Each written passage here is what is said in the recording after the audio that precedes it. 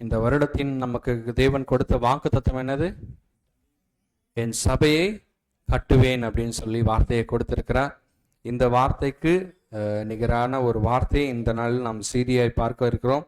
வாசிப்போம். எஸ்ரா புத்தகத்தின் முதல் அதிகாரம் முதல் வசனத்தை வாசிப்போம். எஸ்ரா புத்தகத்தில் முதல் அதிகாரம் முதல் வசனத்தை வாசிப்போம்.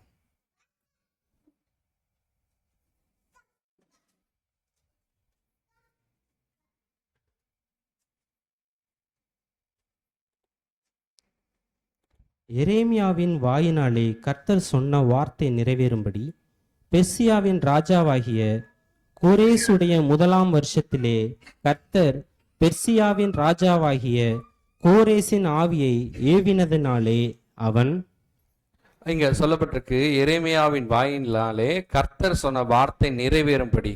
எரேமியா தீர்க்கதரிசி அவர் சொன்ன வாயில அவர் சொன்ன தீர்க்கதரிசிபடி கோரேஸ் ராஜாவாகிய கோரேஸ், இந்த ராஜா பேர் ஞாபகம் வச்சுங்க. இந்த ராஜா பேர் என்னது? கோரேஸ். இந்த கோரேஸ் ராஜா முதல் வருஷத்துல கர்த்தர் பெர்சியாவின் ராஜாவாகிய கோரேசின் ஆவியை ஏவினதினாலே அப்படின்னு சொல்லப்பட்டிருக்கு. அப்போ கர்த்தர் என்ன பண்ணுகிறார்னா ஆவியை ஏவுகிறார். நம்முடைய வாழ்க்கையிலும் தேவன் என்ன செய்வார்னா நம்முடைய ஆவியை ஏவ செய்வார்.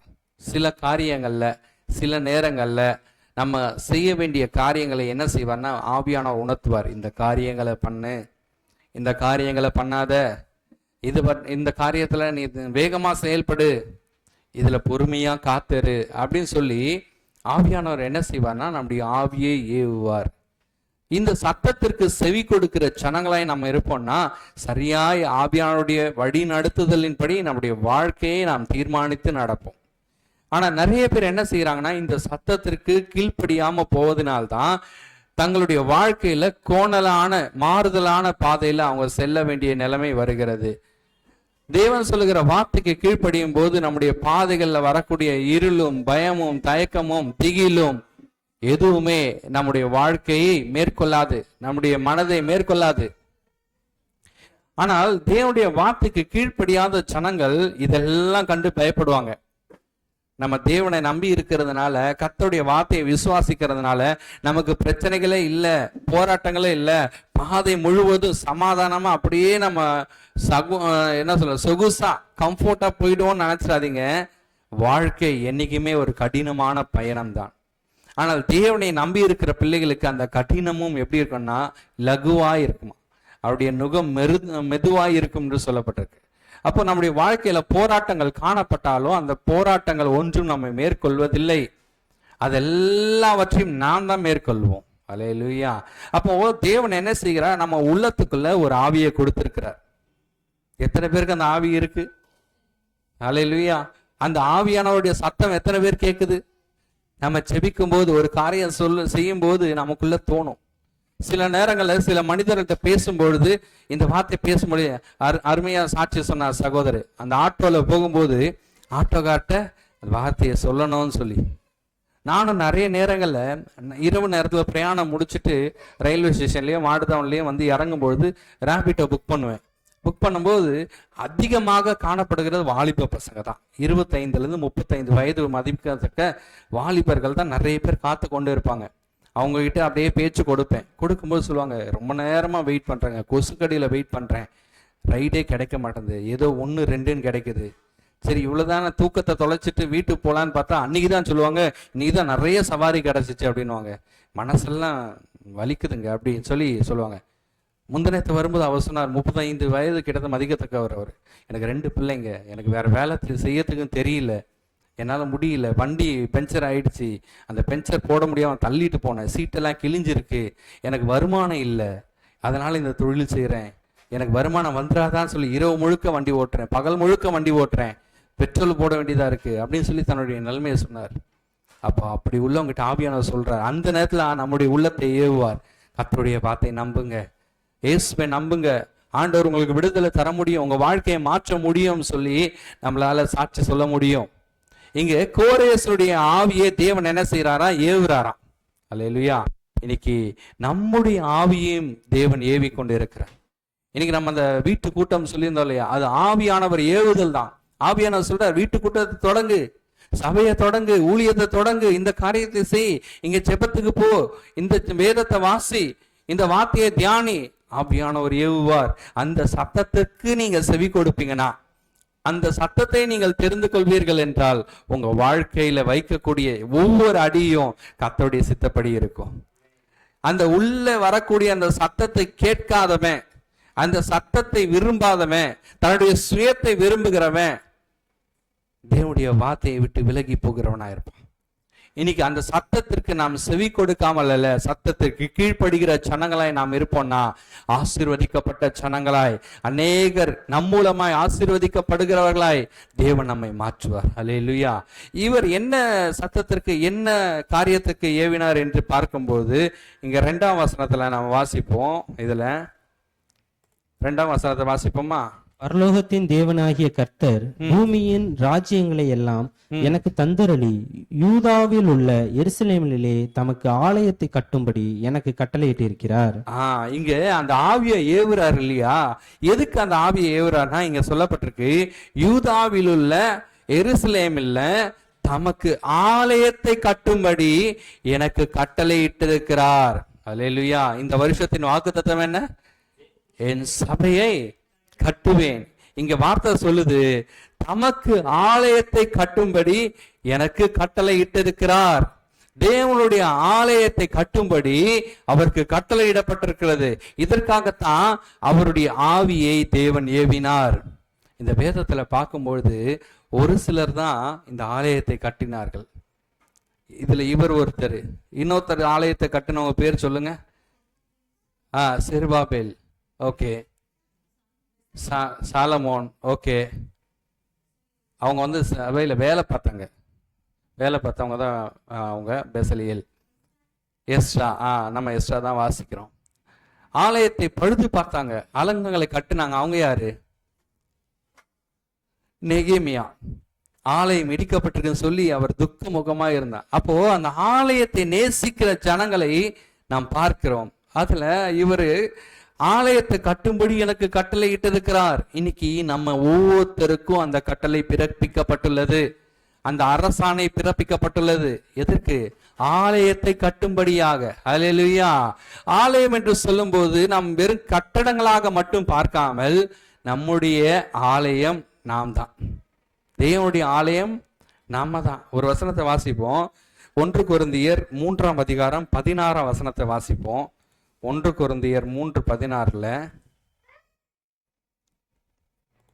நீங்கள் தேவனுடைய ஆலயமா இருக்கிறீர்கள் என்றும் தேவனுடைய ஆவி உங்களில் வாசமா இருக்கிறார் என்றும் அறியாதிருக்கிறீர்களா? அல்லேலூயா. நம்ம யாரா? தேவனுடைய ஆலயமாய் இருக்கிறோம். அங்கே யாருடைய ஆவி இருக்கு? தேவனுடைய ஆவி உங்களில் வாசமாய் இருக்கிறது. இப்ப புரியுதா? நமக்குள்ள ஏவுகிறது தேவனுடைய ஆவியே. கர்த்தர் ஏவுகிறார். அந்த ஆவி அங்க இருக்கிறதுனால தான், தேவனுடைய ஆவி இருக்கிறதால தான் எனக்கு ஆலயத்தை கட்டு. அல்லேலூயா. இன்றைக்கு தலைப்பு இதுதான், ஆலயத்தை கட்டுங்கள். ஆலயத்தை கட்டுங்கள்.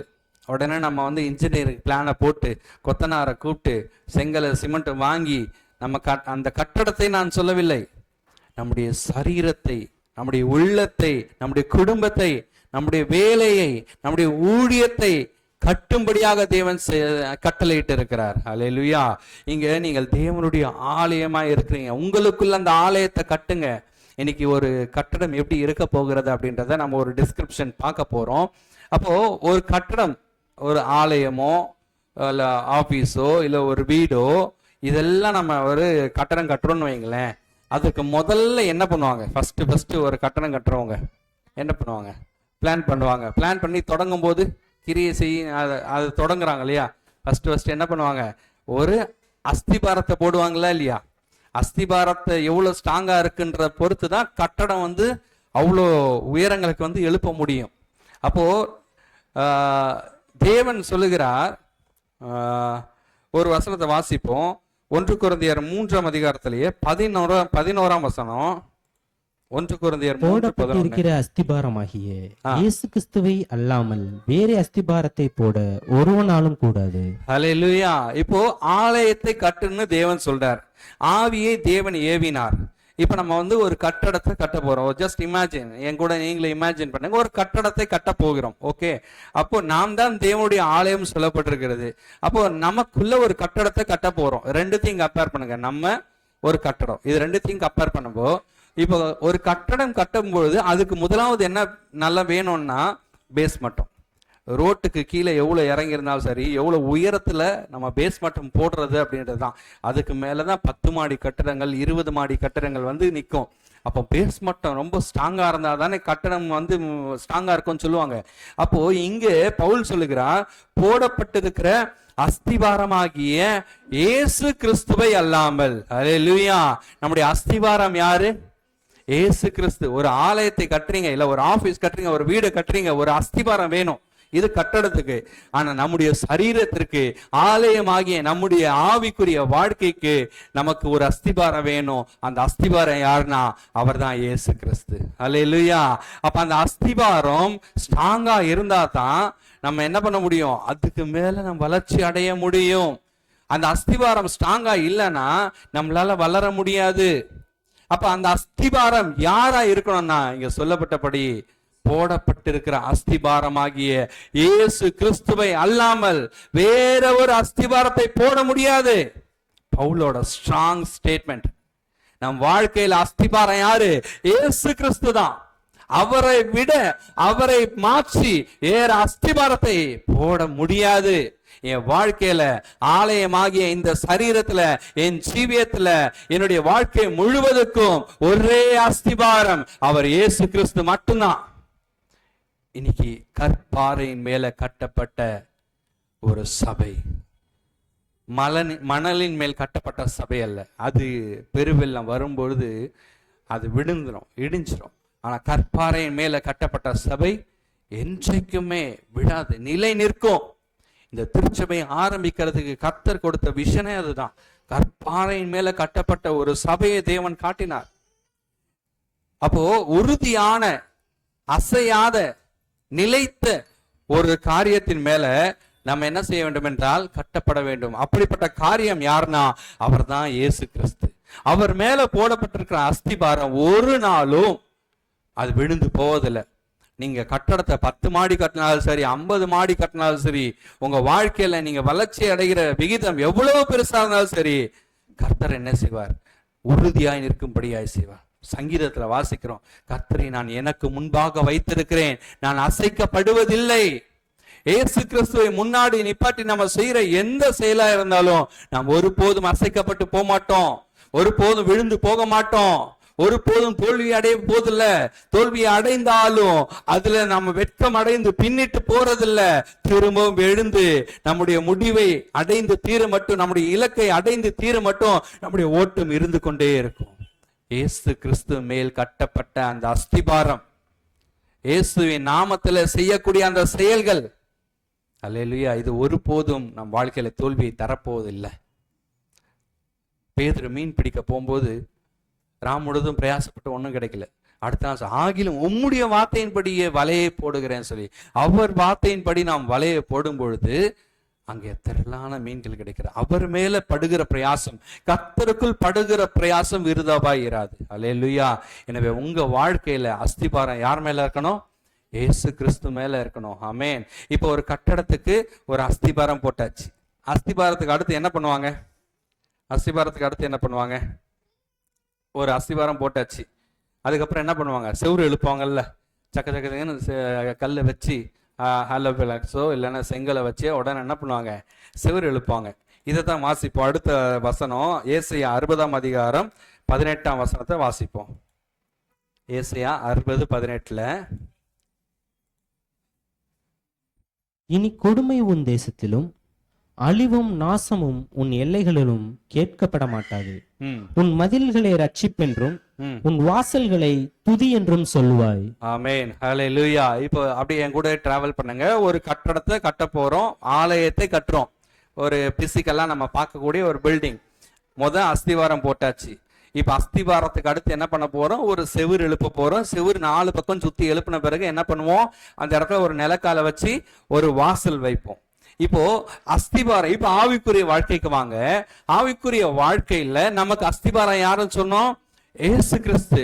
இப்போ அஸ்திபாரம் போட்டாச்சு, நல்ல ஸ்ட்ராங் ஃபவுண்டேஷன் நமக்கு இருக்கு.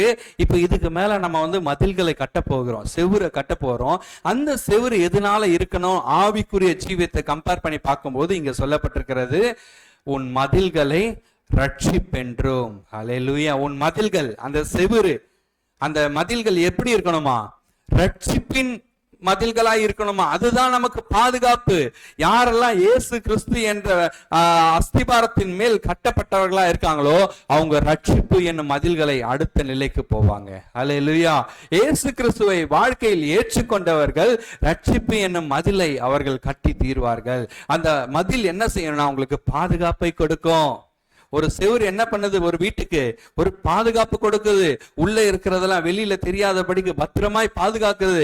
நமக்கு எல்லாம் இங்க வந்து தங்குறதுக்கு இது பாதுகாப்பான இடமா இருக்கு. இதே போலதான் ரட்சிப்பும் நமக்கு பாதுகாப்பை கொடுக்கிறது. இயேசு கிறிஸ்துவை ஏற்றுக்கொண்டவர்களுக்கு ரட்சிப்பு தேவன் இலவசமாய் கொடுக்கிறார். அல்லேலூயா. தேவனுடைய கிருபையினால இலவசமாய் நாம் ரட்சிக்கப்பட்டோம் என்று வேதம் சொல்லுகிறது. அப்புறம் நம்முடைய செவுர்லாம் எப்படி, மதில்கள்லாம் எப்படி இருக்கு? ரட்சிப்பினால சூழப்பட்டிருக்கிறது. நம்முடைய ஆவிக்குரிய வாழ்க்கை ஜீவியம் ரட்சிப்பினால சூழப்பட்டிருக்கிறது. இயேசுவை ஏற்றுக்கொண்ட உங்க வாழ்க்கையில ரட்சிப்பினால தேவன் மதில்களை எழுப்பி இருக்கிறார். ஹல்லேலூயா. அதுக்கப்புறம் வாசல் வைக்கிறோம். செவுரு எழுப்பியாச்சு, ரட்சிப்பின் அனுபவம் வந்துருச்சு. அடுத்து நம்ம வாசல் வைக்கிறோம் இல்லையா? அந்த வாசல் தான் இங்க சொல்லப்பட்டிருக்கு. என்ன சொல்லப்பட்டிருக்கு? உன் வாசல்களை துதி என்றும் சொல்லுவாய். ஹல்லேலூயா. நம்ம ரட்சிக்கப்பட்டோம், இயேசு ஃபவுண்டேஷனா வச்சிருக்கிறோம். இப்ப நம்ம ஒரு வாசல் வைக்கிறோம், துதி. துதிக்கும் போது என்ன ஆகும்? ஆப்பர்ச்சுனிட்டிஸ் கிடைக்கும், கிருபை பெருகும். ஒரு வாசல் வைக்கும் போது என்ன ஆகுது? அந்த வாசல், இதோ திறந்த வாசலை உனக்கு முன்பாக வைத்திருக்கிறேன் வசனம் வருது. அப்ப திறந்த வாசல் வைக்கும் போது என்ன பண்றாங்க? ஒருத்தர் வீட்டுக்குள்ள இருந்து வெளியில போயிட்டு அவங்க நிறைய வேலைகளை பார்த்து அவங்க நிறைய ஆப்பர்ச்சுனிட்டிஸை பார்க்கறதுக்கு ஒரு வாசல் வழியா பிரவேசிக்க வேண்டியதா இருக்கு. உள்ள ஒரு அழகான ஒரு இடம் இருக்கு, உள்ள அழகான காட்சிகள் இருக்குன்னா அந்த வாசல் வழியா உள்ள போனாதான் அந்த உள்ள இருக்கக்கூடிய அந்த காட்சிகளை பார்க்க முடியும். அப்போ ஒரு வாசல் என்பது ஒரு வாய்ப்புகளை தரக்கூடியதா இருக்கிறது. இந்த வாசல் உங்களுக்கு அமைய வேண்டும் என்றால் நீங்கள் என்ன செய்யணும்னா துதிக்க ஆரம்பிக்க வேண்டும். அல்லேலூயா. இயேசுவின் மேல நீங்க ஒரு நல்ல ஒரு அஸ்திபாரத்தை போட்டாச்சு, மதில்களை எழுப்பி அந்த ரட்சிப்பினால் அந்த மதில்கள் பாதுகாப்பை உண்டாக்கியாச்சு. இப்ப துதியினால என்ன பண்றோம்? ஒரு வாசலை அங்க வைக்கிறோம். உங்க வாழ்க்கையில நீங்க துதிக்க ஆரம்பிச்சிட்டீங்கன்னா உங்களுக்கு ஒரு வாசல் உண்டாகும், ஒரு ஆப்பர்ச்சுனிட்டி உண்டாகும், ஒரு வாய்ப்பு உண்டாகும். துதிக்கிற ஜனங்களுக்கு எப்பவுமே பாருங்க ஏதாவது ஒரு ஆப்பர்ச்சுனிட்டிஸ் வந்துகிட்டே இருக்கும். அவங்க பாருங்க வாழ்க்கையில உயர்ந்துகிட்டே இருப்பாங்க. அவங்க வாழ்க்கையில எந்த காரணிகளும் அவங்களை வந்து கீழ்ப்படுத்த போவது கிடையாது. எந்த காரணிகளும் அவங்கள பின்னாடி தள்ள போறது கிடையாது. அவங்க எந்த நிலைமையிலும் சோர்ந்து உட்காரவும் மாட்டாங்க. அவங்களுடைய ஆவி உற்சாகமாய் எழும்பிட்டே இருக்கும், ரீசார்ஜ் பண்ணிக்கிட்டே இருப்பாங்க. துதியினால பிரைஸ் பண்ணும்போது நம்முடைய ஆவி உள்ளுக்குள்ள எழும்பிக்கிட்டே இருக்கும், பலன் அடைந்து கொண்டே இருக்கும். யாரெல்லாம் துதிக்கிறதுக்கு வாய் வரலையோ அவங்க தேவனை விட்டு தூரமா இருக்காங்கன்னு அர்த்தம். யாரெல்லாம் துதிக்கிறாங்களோ, சத்தமா துதிக்கிறாங்களோ அவங்க தேவனிடத்தில் நெருங்குறாங்கன்னு அர்த்தம். பக்கத்துல வந்து பிளட் டெஸ்ட் லேப் இருக்கு. இப்ப அந்த பிளட் டெஸ்ட் லேப் என்ன பண்ணுவாங்க? நம்ம உடம்புல இருந்து ரத்தத்தை எடுத்து அதை டெஸ்ட் பண்ணி அது ஒரு பேராமீட்டர்ஸ் கொடுத்துருப்பாங்க. இவ்வளோ வேல்யூ இருக்கு, இதை விட கூட போச்சுன்னா ஹை லெவல், இதை விட கம்மியா போச்சுன்னா லோ லெவல் அப்படின்னு ஒரு பேராமீட்டர் வந்து கொடுக்குறாங்க. அப்ப சரீரத்துல இருக்க அந்த சுகவீனங்களை பலனா இருக்கிறோமா அப்படின்றத ஒரு பிளட் டெஸ்ட்டை வச்சு நம்மளால அனலைஸ் பண்ண முடியுது. இந்த ரிப்போர்ட் தான் நமக்கு வந்து ஒரு சரீரத்துல இருக்கிற பலவீனங்களையோ இல்ல நம்ம நல்லா இருக்கோன்றதையும் நம்ம எக்ஸ்பிரஸ் பண்ணக்கூடிய ஒரு ரிப்போர்ட். அல்லேலூயா. இப்போ ஆவிக்குரிய ஜீவியத்துல நான் பலனாய் இருக்கிறேன், நான் நல்லா ஸ்ட்ராங்கா இருக்கேன், கர்த்தருக்குள்ள நான் ஸ்ட்ராங்கா இருக்கேன் அப்படின்றதுக்கு ஒரு பேராமீட்டர் இருக்கா? எப்படி நம்ம கண்டுபிடிக்கிறது? நான் கர்த்தருக்குள்ள பலனா இருக்கிறேன், இல்ல நான் கர்த்தரை விட்டு தூரம் போயிருக்கேன், இப்படின்றதுக்கு என்ன பேராமீட்டர் வச்சு நம்ம அனலைஸ் பண்ணலாம் அப்படின்னா துதி என்கிற இந்த பேராமீட்டர் தான். யாராலெல்லாம் சத்தமா துதிக்க முடியுது, மனதார நன்றி சொல்ல முடியுது, கர்த்தர் செய்த நன்மையை நினைத்து அவரை துதிக்க முடியுதுன்னா நீங்க கர்த்தருக்குள்ள பலனா இருக்கீங்கன்னு அர்த்தம். யாராலெல்லாம் துதிக்க முடியலையோ, சோர்வா இருக்கீங்களோ, விரக்தியா இருக்கீங்களோ, நமக்கு துதிக்க வாய் வராது, இருதயத்தின் நினைவு கர்த்தர் செய்த நன்மையை நினைக்க வராது. இந்த நிலைமையில இருக்கிறவங்க கர்த்தரை விட்டு தூரமா இருக்கிறாங்கன்னு அர்த்தம். அவங்க திரும்பவும் கர்த்தருடைய சமூகத்திற்கு வரணும், கர்த்தருடைய வார்த்தையை கேட்கணும். அந்த வார்த்தையை கேட்கும்போது விசுவாசம் பெருகும், விசுவாசம் பெருகும்போது துதி அதிகமாகும், துதிக்கும் போது கிருபை பெருகும். அந்த கிருபை உங்களுக்கு வாய்ப்புகளை கொடுக்கும். அந்த வாய்ப்புகளை ஜெயிப்பதற்கு கர்த்தர் பலன் கொடுப்பார். அந்த வாய்ப்புகள் ஜெயித்ததுனால கர்த்தர் உங்கள் தலையை நிமிரச் செய்வார், உங்கள் பேரை கர்த்தர் பெருமைப்படுத்துவார். அல்லேலூயா. எனவே உங்களுடைய ஆவிக்குரிய அந்த வாழ்க்கையின் பேராமீட்டர்ஸை அறிந்து கொள்ளுங்கள், கர்த்தர் உங்களுக்கு பலன் தருவார். ஆமென். அப்போ இப்போ அஸ்திபாரம் இயேசு மேல போட்டாச்சு, மதில்களை ரட்சிப்பினால கட்டியாச்சு. இப்போ அடுத்து என்ன பண்ணியாச்சு? துதியினால வாசல்களை உண்டு பண்ணியாச்சு. ஒரு கம்ப்ளீட் பில்டிங் வந்துருச்சா? இப்போ ஆன ஒரு குறை இருக்கு. என்ன குறை? ரூஃப். Good, roof. இப்போ ரூஃப் எப்படி இருக்குன்னு நமக்கு தெரியல. அப்போ ரூஃபுக்கு நம்ம வாசிப்போம். ஏசாயா 4ஆம் அதிகாரத்துல 5ஆம் வசனத்தை வாசிப்போம். ஏசாயா 4:5.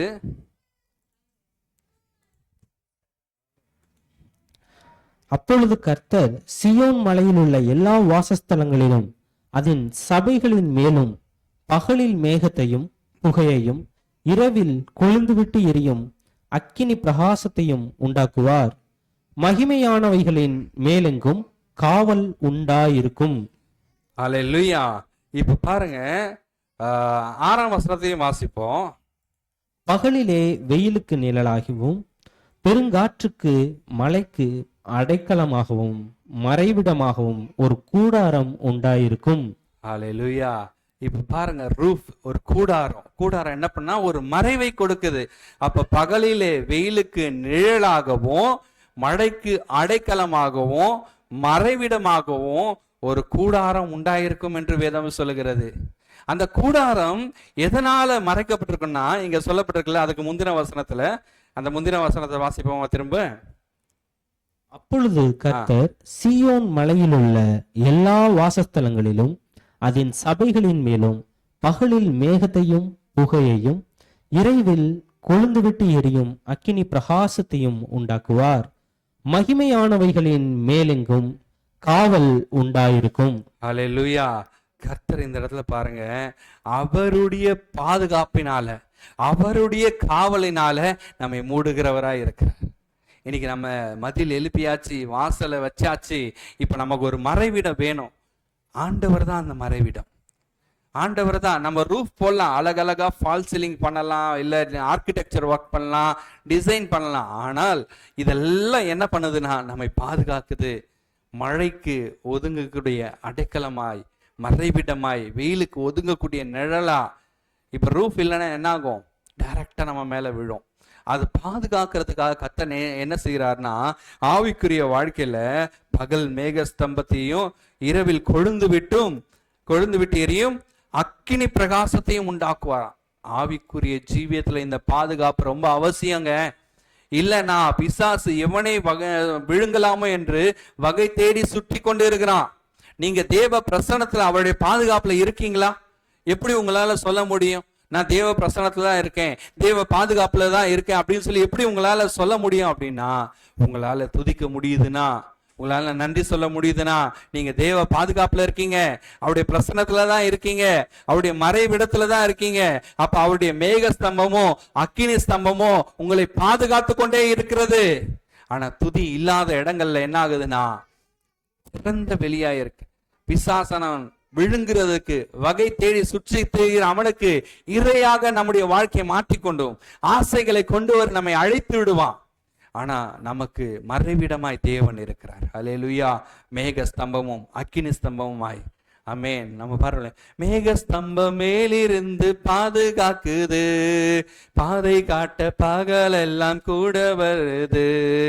மேக ஸ்தம்பம் மேலிருந்து பாதுகாக்குது, பாதை காட்ட பகலெல்லாம் கூட செல்லுது. அன்பான தேவன் என்னோடு வருவார், அது போதும் என் வாழ்விலே. அன்பான தேவன் என்னோடு என்னோடு வருவார், அது போதும் என் வாழ்விலே. அல்லேலூயா. உங்க வாழ்க்கை முழுவதும் அன்பான தேவன் கூட வருவார். அவர் மேக ஸ்தம்பமும் அக்கினி ஸ்தம்பமுமாய் நம்மை பாதுகாக்கிற கர்த்தர். இஸ்ரவேல் ஜனங்களை அவர் வனாந்திரத்தில் வழி நடத்தும் போது அவர்களை பாதுகாப்பதற்கு முன்னும் பின்னும் அவர் மேக ஸ்தம்பத்தையும் அக்கினி ஸ்தம்பத்தையும் வழி நடத்தினார். அதே போலதான் உங்க ஆவிக்குரிய ஜீவியத்திலும் நீங்கள் பாதுகாப்பாய் இருப்பதற்கு, பத்திரமாய் இருப்பதற்கு தேவன் மேக ஸ்தம்பத்தையும் அக்கினி ஸ்தம்பத்தையும் உங்களுக்கு கூட அனுப்புகிறார். அல்லேலூயா. அவைகள் ஒரு கூடாரமாய், அவைகள் ஒரு மறைவிடமாய், தேவனுடைய பாதுகாப்பாய், அவருடைய அரணாய் உங்களுக்குள்ள எப்பொழுதும் இருக்கிறது. ஆமென். இந்த அனுபவம் இல்லாதவங்க எப்ப வேணாலும் எது வேணாலும் வந்து விழும். இடி விழுந்துருச்சுங்க, திடீர்னு வீட்டில் ஒரு ஷாக்கான நியூஸ், தாங்க முடியல. உங்களுடைய வாழ்க்கை, உங்களுடைய குடும்பம், உங்களுடைய பிள்ளைகள் தேவனுடைய பாதுகாப்பில் இருக்காங்களா? அதுக்கு உங்களுடைய ஜெபமும் உங்களுடைய துதியும் தான் பொறுப்பானதா இருக்கக்கூடியது. அல்லேலூயா. எனவே இங்க சொல்லப்பட்டபடி பகலிலே வெயிலுக்கு நிழலாகவும் பெருங்காற்றுக்கும் மழைக்கும் அடைக்கலமாகவும் மறைவிடமாகவும் ஒரு கூடாரம் உண்டாயிருக்கும். கர்த்தர் உங்களுக்கு ஒரு கூடாரத்தை, ஒரு மறைவிடத்தை கொடுக்கிறார். அல்லேலூயா. இப்போ ஒரு ரூஃப் வந்துருச்சா, ஒரு ஸ்ட்ரக்சர் வந்துருச்சா, மதில் அஸ்திபாரம் போட்டாச்சு, மதில் எழுப்பியாச்சு, அங்க ஒரு வாசல் வச்சாச்சு, ஒரு கூடாரம் மேல மறைவிடம் போட்டாச்சு. இன்னொன்னு ஏதாச்சும் வைக்கலாமா? ஸ்பெஷலா என்ன வைக்கலாம்? உங்களுக்கு என்ன வேணும்னு தோணுது? உங்களுக்கு என்ன தோணுது? இப்போ ஒரு நல்ல ஒரு ஸ்ட்ரக்சர் பில்டிங் கிடைச்சிருச்சு, ரூம் அதுக்குள்ளே நம்ம வச்சாச்சு, லைட்டு வச்சாச்சு, வெளிச்சமா இருக்கு. வேற என்ன தேவைப்படுது உங்களுக்கு? நிழல் தர்றதுக்கு கூடாரம் வச்சாச்சு. எனக்கு ஆசை என்ன தெரியுமா?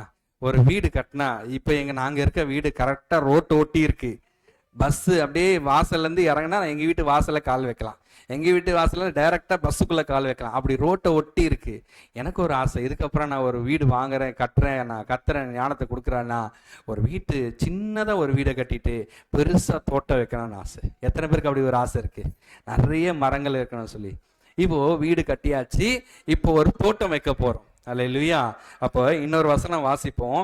ஏசாயா 61 அதிகாரத்துல 11 வசனம் வாசிப்போம். ஏசாயா 61:11.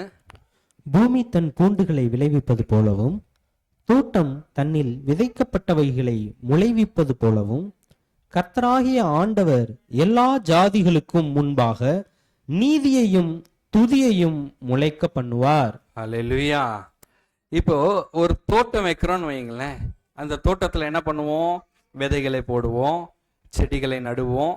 அது என்ன பண்ணுவோம்? தன்னுடைய பலனை கொடுக்கும். நான் ஒரு மாங்காய் கொட்டையை சாப்பிட்டுட்டு அதில் போட்டு அதுக்கு தண்ணி ஊற்றுறேன்னா அங்கே அந்த மரத்துலேருந்து என்ன வரும்? தேங்காய் வருமா? எலுமிச்சை வருமா? நான் என்ன விதைக்கிறேனோ அந்த பழத்தை தான் அது கொடுக்கும். நம்ம வீட்டில் வந்து முருங்கை செடி இருக்குல்ல, மரம் இருக்கு இல்லையா, அப்போ நிறைய முருங்கை காய்கள்லாம் காக்கும். அதில் போய் கத்திரிக்காய் காய்க்குமா? காய்க்காது. நான் என்ன விதைக்கிறேனோ அதுதான் அதோட பலனை கொடுக்க போகிறேன். இங்க வசனம் சொல்லுது, பூமி தன் பூண்டுகளை விளைவிப்பது போல தோட்டம் தன்னில் விதைக்கப்பட்டவைகளை முளைவிப்பது போல என்ன நான் விதைக்கிறேனோ அது எனக்கு பிரதிபலனாய் நிறைய பலனை கொடுக்கக்கூடியதாய் திரும்ப தருகிறது. அதே போலதான் கர்த்தராகிய ஆண்டவர் எல்லா சாதிகளுக்கு முன்பாக நீதியையும் துதியையும் முளைக்க பண்ணுவார். அல்லேலூயா. உங்க வாழ்க்கையில நன்மையான காரியங்களை, ஆசீர்வாதமான காரியங்களை நீங்கள் அறுவடை செய்ய வேண்டும் என்றால் நன்மையான காரியங்களை விதையுங்கள். அநேகருக்கு ஆசீர்வதிக்கக்கூடிய காரியங்களை விதையுங்கள். உங்களுடைய வார்த்தைகள் ஆசீர்வதிக்கப்பட்டிருப்பதாக, உங்களுடைய எண்ணங்கள் எல்லாம் ஆசீர்வதிக்கப்பட்டிருப்பதாக, இதெல்லாம் நீங்க விதைக்கும் போது என்ன ஆகும்னா அதனுடைய பிரதிபலன் திரும்ப உங்களுக்கு கிடைக்கும். நீங்க என்ன செய்றீங்களோ அது உங்களுக்கு திரும்ப கிடைக்கும். அல்லேலூயா. இதுதான் ஒரு அழகான தோட்டத்தை தேவன் கொடுக்கிறார். இங்க நம்ம எல்லாமே பண்ணியாச்சு. அஸ்திபாரம் போட்டு, மதில் எழுப்பி, கூடாரம் போட்டு, அங்க ஒரு அழகான தோட்டத்தையும் வச்சாச்சு. ஒரு பில்டிங் ஸ்ட்ரக்சர் அழகா இருக்கு பார்க்கிறதுக்கு. நம்முடைய ஆவிக்குரிய வாழ்க்கை, நானே தேவனுடைய ஆலயமா இருக்கிறேன் இல்லையா, என்னுடைய ஆலயத்துல நான் இன்னைக்கு எப்படி இருக்கணும்னா கர்த்தர் மேல அஸ்திவாரம் போடப்பட்டு, ரட்சிப்பினால மதில்களை கட்டி, துதியினால வாசல் வச்சு, அவருடைய மகிமையின் பிரசன்னத்தினால மறைவிடத்தை உண்டாக்கி நான் விதைக்கக்கூடியவனாய் இருக்கணும். என்ன விதைக்கணும்? என்னுடைய நன்மையானதை, என்னுடைய சமாதானத்தை, என்னுடைய சந்தோஷத்தை, என்னுடைய ஆசீர்வாதத்தை, என்னுடைய பொருளாதாரத்தை, என்னுடைய நேரத்தை நான் விதைக்கிறவனா இருப்பேன்னா அதற்கேற்ற பலனை நான் அறுவடை பெற்றுக்கொள்ளத்தக்கதாய் தேவன் எனக்கு பல மடங்கு கிரியை செய்வாராக. ஹல்லேலூயா.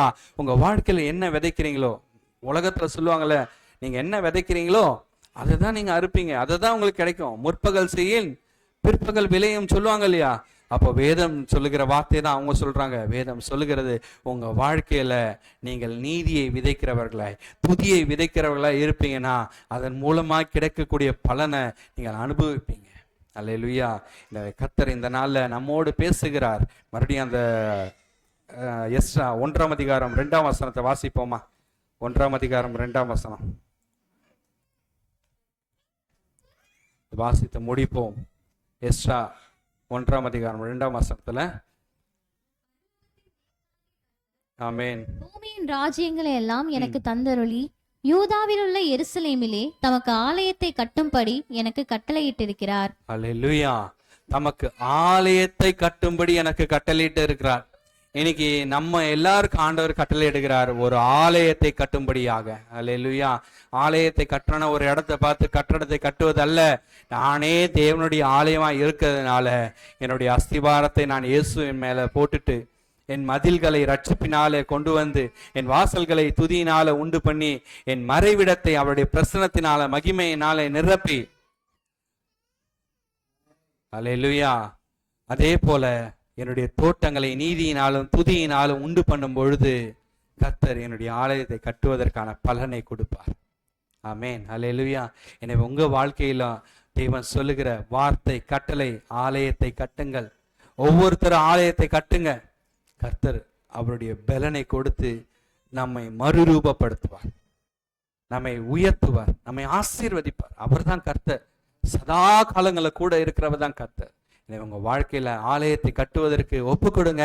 கர்த்தர் உங்களை உருவாக்குவார், உங்கள் வாழ்க்கையை செழிப்பாய் மாற்றுவார். தலைகளை தாழ்த்தி செபிப்போமா? எங்கள் நல்ல தகப்பனே, ஆண்டவரே, என்னை ஒப்பு கொடுக்கிறேன் சப்பா. ஆலயத்தை கட்டுவதற்கு என்னை ஒப்பு கொடுக்கிறேன் ஆண்டவரே. ஆண்டவரே, நீ சொன்ன வார்த்தையின்படி ஆண்டவரே அஸ்திபாரத்தை இட்டு ஆண்டவரே மதில்களை எழுப்பி வாசல்களை நிலை நிறுத்தி தகப்பனே மறைவிடத்தை உண்டாக்கி ஆண்டவரே நான் விதைப்பதற்கு என்னை ஒப்பு கொடுக்கிறேன் சப்பா. என்னோடு இன்னைக்கு பேசின வார்த்தைகளுக்காக நன்றி ஆண்டவரே. ஆண்டவரே, இந்த வார்த்தைகள் என்னை உருவாக்குகிறது, இந்த வார்த்தைகள் ஆண்டவரே என்னை உயர்த்துகிறது சப்பா. உங்களுடைய வார்த்தைகளுக்காக நன்றி. வார்த்தையாகிய தேவன் எனக்குள்ள கிரியை செய்வதற்காக நன்றி ஆண்டவரே. இந்த நாள் இந்த ஆராதனை ஆசீர்வாதமாய் மாற்றியதற்காக நன்றி செலுத்துகிறோம். அந்த ஒவ்வொருவரையும் நீர் ஆசீர்வாதத்திற்காக நன்றி செலுத்துகிறோம். வர தடைப்பட்டவர்களை நினைக்கிறோம். மாலை நேர ஆராதனை உடைய கரங்களை கொடுக்கிறேன் ஏசப்பா. வழி நடத்தும் ஆசீர்வதியும். இயேசுவின் நாமத்தில் ஜெபிக்கிறேன் எங்கள் ஜீவனுள்ள நல்ல பிதாவே, ஆமென். என் ஆத்துமாவே கர்த்தரை ஸ்தோத்ரி, என் முழுவலமே அவர் பரிசுத்த நாமத்தை ஸ்தோத்ரி. என் ஆத்துமாவே கர்த்தரை ஸ்தோத்ரி, அவர் செய்த சகல உபகாரியங்களையும் மறவாதே. ஆமென். நம்முடைய கர்த்தராக இருக்கிற இயேசு கிறிஸ்துவினுடைய கிருபையும் பிதாவாகிய தேவனுடைய அன்பும் பரிசுத்த ஆவியான அந்யோன்யம் ஐக்கியமும் நம் அனைவரோடும் சதா நாட்களும் கூட இருந்து காத்து வழி நடத்துவதாக. ஆமென். ஆமென். ஹல்லேலூயா. கர்த்தர் தாமே